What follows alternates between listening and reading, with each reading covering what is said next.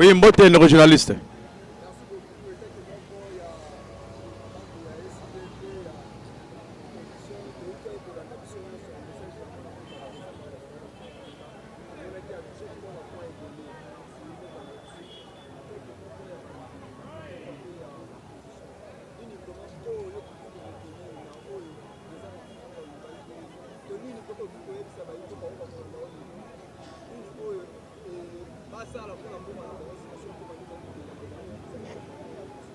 Merci de journaliste na mutuna na yo. D'abord esengena bongisa esika wana olobi biso toza opposition, biso tozali ba opposant te. Biso tozali ba résistant papa. Au Congo il y a pas l'opposition, il y a pas un pouvoir. L'opposition ezalaka ya peuple, le pouvoir pe ezalaka ya peuple. Tant que na Congo tokena na élection te et le peuple a voté président na yé et que président wana ba publier yé moyen de tracer opposition à ce moment-là exacté. Tous ces opposants qui s'appellent je suis opposant, tangelangai les vrais opposants, to opposants zawap. Ngana ko tanga ba kombo to pena ko pesa bango ba valeur te. Parce que bazolenga lenga na miso ba opposant wap. Quel est ce opposant? Mouzouta za opposant. Mouzouta a travaillé avec Joseph Kabila. Mais Fayoulou n'a jamais travaillé avec Kabila. Moïse Katumbi a travaillé avec Félix Tshisekedi. Il a travaillé avec Joseph Kabila. Mais Fayoulou n'a jamais travaillé avec Joseph Kabila. Donc on ne provoque pas des gens dans l'Ngowana. Bazaka opposition, te banuma opposante. Opposition c'est trasaka yango moko. Lorsque tu as un pouvoir moko légitime, tu as une élection moko transparente, apaisée, mutu azuti azongi na opposition, mutu azuti na pouvoir, ne ba benga opposition. Donc nous ne sommes pas des opposants, nous sommes des résistants. Nous résistons contre le mal, nous résistons contre les mauvaises pratiques. Il y a une élection, il y a ma il y a un simulacre électoral. Olokim na biso nous ne te retenir dans le discours. Non. Question est que nous retournons dans la bataille de peste. Pour retenir nini dans le discours, il y a Martin Fayoulou. Parce que Martin Fayoulou a sali discours pour nabiso peuple. A sali pour nabiso l'autorité. A sali pour nabiso peuple, a tali biso a tracé tableau noir. Il y a monsieur Oyo ba nommé pas ba Rwandais. Tu sais bien que pouvoir il y a Félix a simba mina maboko ya ba Rwandais. Tala Félix azana maboko Kagame boye.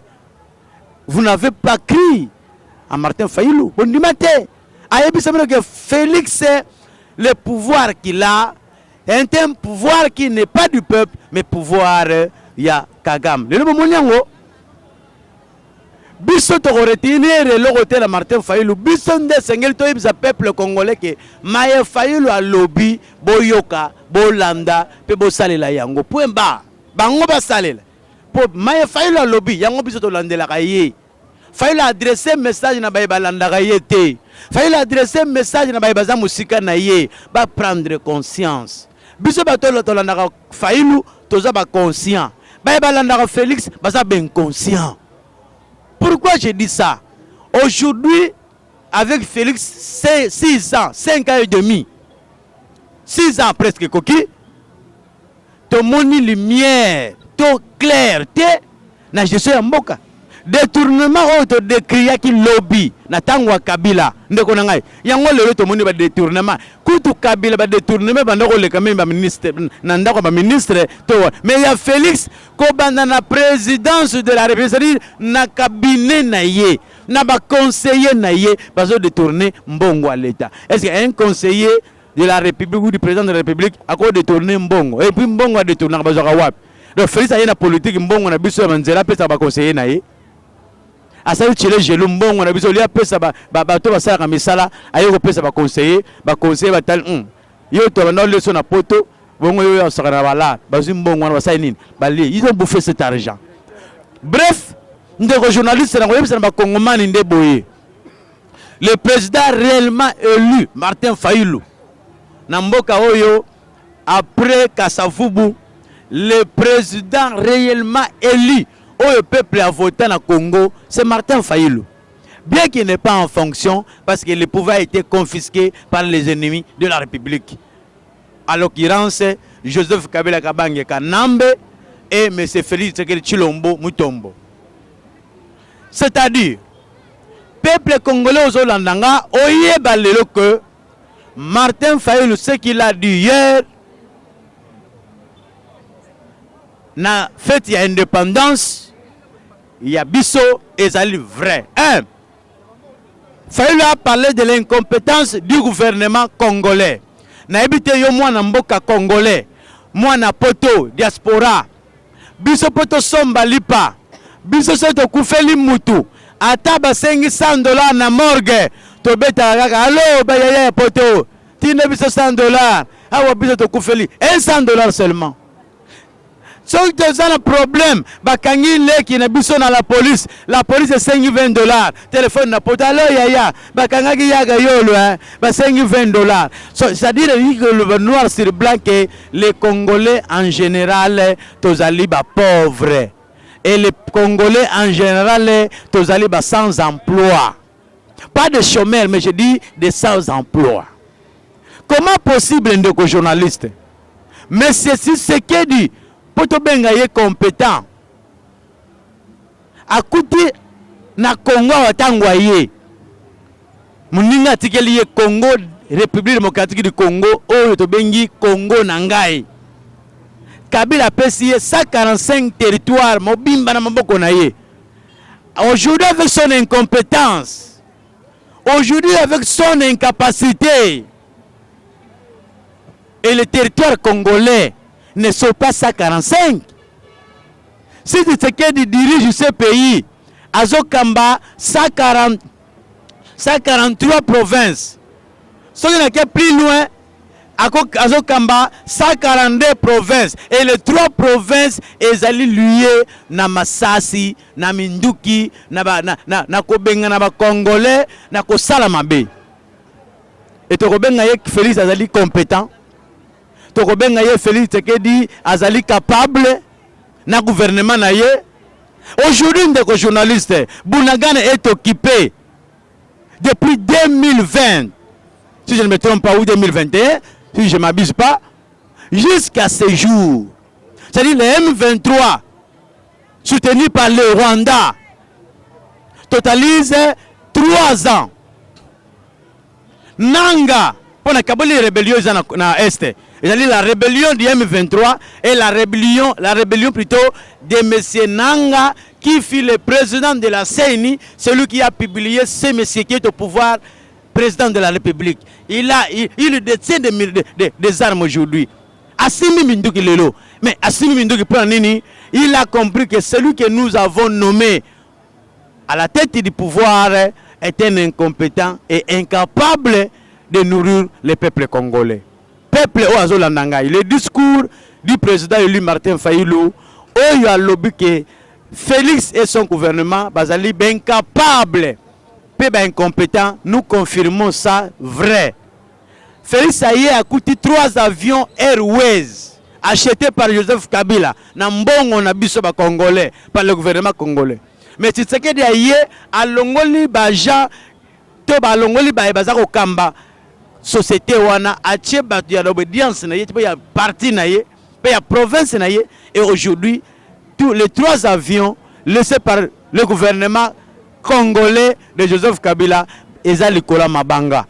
Na yoki ndeko moko ayebisinga ke bandeko moko ya UDPS batele mangana tere ya Buda bayebisi bango bumoni avion isa kumata wana ba commune batu balobi CAA CAA Isaïe Fachi Beta Sumbiango.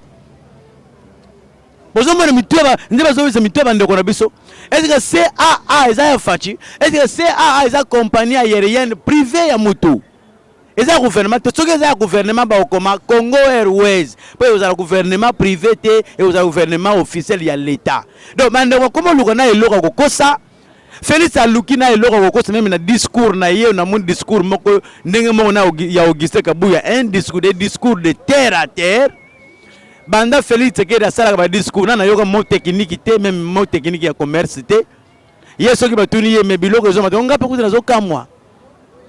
Ba bise mes dollars ba ngape pele zo sala nga passer. Ça c'est quel président? Ay muninga Kabila Matata Ponyo après ça qui est mon moko le bisoko le macroéconomique les macroéconomiques. Premier ministre Félix Baza fois dans la bobe sa vie libanda via koyabo on a évité kuna zokamwa donc moi je sais ya okamwa na TV. Un président peut être étonné na dollar les hommes. Un président de la République peut être comment étonné il y a vie biloko les hommes. Non, un président va donner des arguments.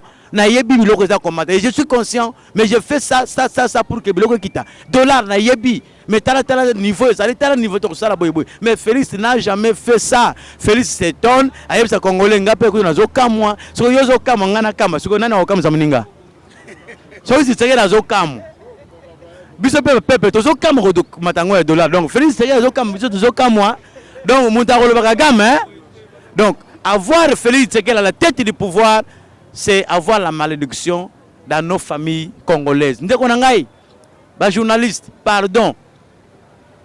Bino boyaka chang.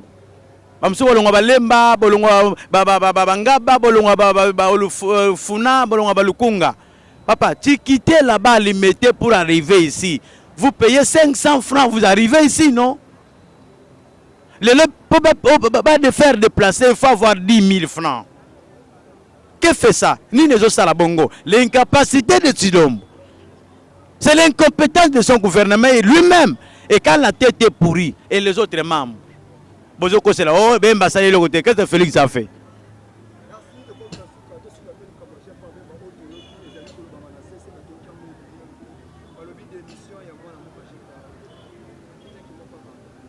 Jean-Pierre Bemba, le journaliste, démissionner ou ne pas démissionner, il est moins important dans ce pays.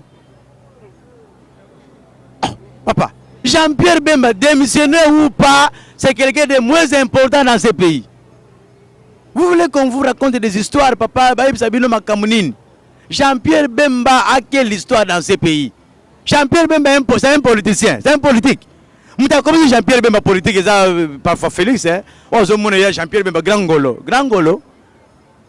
Jean-Pierre Bemba, journaliste, a bandi politique, a bandi rebelle, a Simi Minduk, a Rwanda, a Ouganda, Kagame a PCA Minduk, Museveni a PCA Minduk, Kendo Bomba Congolais, a ya tout type de maboko, a Beti Batumassas, a Bomba Congolais. Na sagesse de Joseph Kabila, a Yara na borna yo, comme un parti politique, MRC. MRC n'est pas un parti politique. MRC c'est le mouvement de la liberté, de la libération du Congo, et c'est un mouvement politico-militaire. Ça c'est un. De deux. Dans la société, Jean-Pierre Bemba, Sala Namboka, que Jean-Pierre Bemba va travailler dans la société et mater les alliés. Comme on a. Même la société privée de son père, Zahir, ils ont soutenu parce que les talibans noirs, c'est un mauvais gérant. Ça c'est un. Jean-Pierre Bemba, na 1 plus 4 ndeko. Le ministère va payer ça. Jean-Pierre Bemba a dirigé la défense. Jean-Pierre Bemba a dirigé affaires étrangères. Jean-Pierre Bemba a dirigé l'économie. Jean-Pierre Bemba fut vice-président en charge de l'économie du Congo. C'est comme il était premier ministre de Joseph Kabila. Et le logo rendre compte. Il y a Oya Salaki. Et tout ce que nous voyons aujourd'hui, ce sont des Jean-Pierre Bemba de Tshisekedi. C'est ce que Jean-Pierre Bemba quitte Fayoulo. Parce qu'il a fait à Outi prison Bongo Sili. Il est le jeune Félix pour que Azomwa Moussolonaye, Awa Vimbi, Azumusolo. Batien la défense. Batoubetra qui m'a beaucoup bataillé de petit. Ici, guerre ici. Ake kuna tali makambezate, faka Félix alubé amasa pour Kosinga 3. Nzoko Zambwa Kopal. Jean-Pierre Bemba, Jean-Pierre Bemba, Azam militaire, Aïe Moussala soldat, Aosal et l'eau. Les lots a sauté pas le corps visible. Aïe au côté n'a pas chauffeur. Ah on a vu que le chauffeur va oser là, il faut pas bandager de sonneté. Ban chauffeur va oser là yé. Bata pousse va oser mi kande pas na yé. Alinga ya kende wap. Ceux qui ont déposé démission na yo kolongolate yo zanga soni. Ozo salaire na yo. Congolais ont voté yo sous azate. Pour Jean-Pierre Bemba. Azali, l'importance c'était démissionner ou ne pas démissionner. Jean-Pierre Bemba est un produit fini au Congo. Il est moins important. Place des Asouté. Place de Tségala Fayoul. Merci beaucoup.